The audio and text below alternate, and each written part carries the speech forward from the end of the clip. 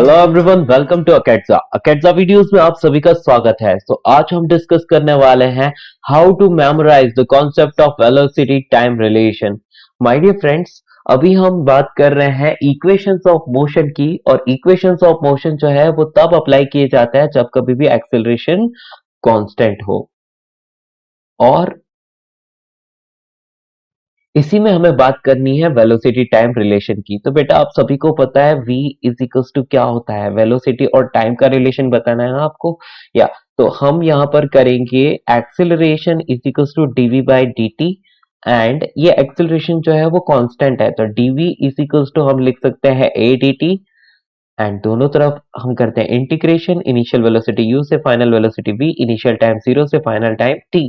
तो यहां हमें मिलता है v minus u is equals to a into t, and finally we are getting v is equals to u plus a t। So this is the velocity time relation for the constant acceleration.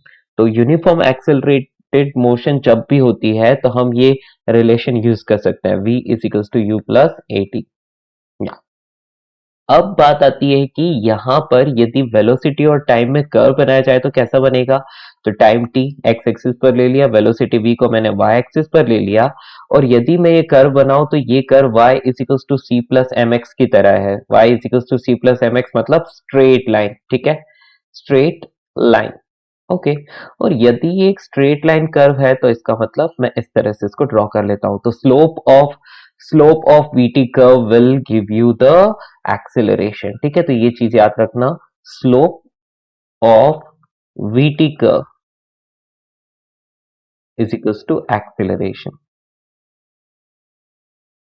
Okay बच्चों, तो बस ये इतनी सी चीज मैं यहाँ पर बताना चाहता हूँ, और डिटेल में आप आने वाली वीडियोस में देखेंगे मेरे दोस्तों।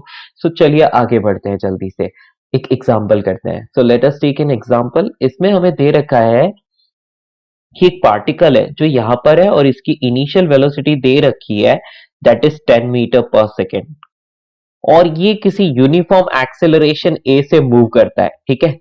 And after 10 second, right, so this starting at t is equals to 0, और किसी time t is equals to 10 second पर इसकी जो वेलोसिटी थी वो वेलोसिटी मिलती है 90 मीटर पर सेकेंड, 90 मीटर पर सेकेंड। तो हमसे पूछा गया find the value of acceleration. यदि एक्सेलरेशन कांस्टेंट है तो इस एक्सेलरेशन की वैल्यू बताओ, ठीक है। या so very simple question, if particle is starting its motion, या initial velocity of the particle, या फिर हम ऐसे बोल सकते हैं कि velocity of a particle at t is equals to 0 is 10 meter per second, and it is moving with a constant acceleration या फिर uniform acceleration, and after 10 seconds its velocity was found to be 90 metre पर second, then find the value of acceleration. तो आप यहाँ पर use करेंगे v is equals to u plus a t directly. तो आपको क्या मिलेगा, तो आपको यहाँ पर मिलेगा v की वैल्यू दैट इज 90, u की वैल्यू 10, एक्सेलरेशन पता नहीं, और टाइम इज 10 सेकेंड्स। तो आपको यहाँ पर डायरेक्टली मिल रहा है 8 मीटर पर सेकेंड स्क्वायर, दैट्स ऑल। तो आई होप ये आपको अच्छे से समझ में आया होगा। इसके अलावा हम एक और क्वेश्चन सॉल्व करते हैं मेरे दोस्तों। So let us take one more example. इसमें हमें दे रखा है कि एक पार्टिकल जो है जिसकी t इज इक्वल्स टू 0 पर, t इज इक्वल्स टू 0 पर वेलोसिटी u इज 20 मीटर पर सेकेंड, ये 20 मीटर पर सेकेंड थी, ठीक है। और उसके बाद ये एक स्ट्रेट लाइन में मूव कर रहा है। After that at t is equals to 5 second, at t is equals to 5 second, its velocity was found to be 12 metre पर सेकेंड, इसको 12 मीटर पर सेकेंड मिला, ठीक है। और फिर at t is equals to 10 second, at t is equals to 10 second again its velocity was 20 metre पर second, ठीक है। तो यहां पर हमसे पूछा गया है कि what is the acceleration in the first part if it is constant, and in the second part if it is constant, ठीक है। तो ये दोनों चीजें हमें बतानी है। तो आप क्या करेंगे इस कंडीशन में, इस कंडीशन में मेरे दोस्तों हम डायरेक्टली यहां पर बोलेंगे कि 0 से 5 सेकेंड के लिए, यानी कि हमें इसको दो पार्ट्स में सॉल्व करना पड़ेगा, क्योंकि 0 से 5 सेकेंड तक एक्सेलरेशन कांस्टेंट है, और उसके बाद 5 से 10 तक एक्सेलरेशन कांस्टेंट है। ये क्वेश्चन में गिवन है, तो इसका मतलब मोशन को टू पार्ट्स में करना पड़ेगा। ये है पार्ट वन, ये है पार्ट पार्ट 1 के लिए बात करते हैं, तो हम यहाँ पर लिखेंगे क्या, v is equals to u plus a1 into t, put the value, so you will get 12 is equals to, यहाँ पर आप लिख लोगे 20 प्लस एक्सेलरेशन कितना है, तो एक्सेलरेशन यहाँ पर दे रखा ही नहीं है एंड टाइम दे रखा है 5 सेकेंड, तो हमें यहाँ पर मिलेगा a1 is equals to minus of 8 by 5, minus of 8 by 5 means minus of 1.6 metre पर second square. My dear friends, यहाँ पर हमें एक्सेलरेशन नेगेटिव मिला, इसको हम रिटार्डेशन भी बोलते हैं। अब हम बात करते हैं इसके सेकंड पार्ट ऑफ मोशन के लिए, तो इसके लिए मैं क्या करूंगा, इसके लिए मैं t इज इक्वल्स टू 5 से t is equals to 10 second तक लूंगा, ठीक है, t is equals to 5 second से t is equals to 10 second तक, तो यहाँ पर टाइम इंटरवल कितना हुआ, तो that is just 5 second only.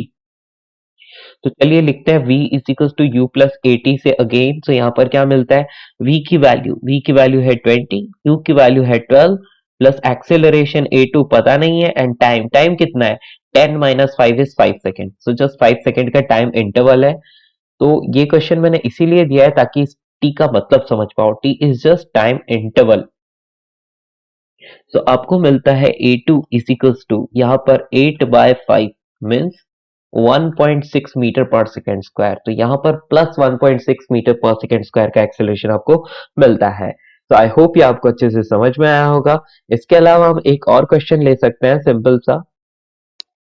So this is the question number 3 and इसमें आपको दिया है कि वेलोसिटी है पार्टिकल की, वो इस तरह से है, वेलोसिटी टाइम कर्व, ठीक है, या और ये एंगल जो दे रखा है थीटा इज इक्वल्स टू आपको दे रखा है 37 डिग्री, ठीक है।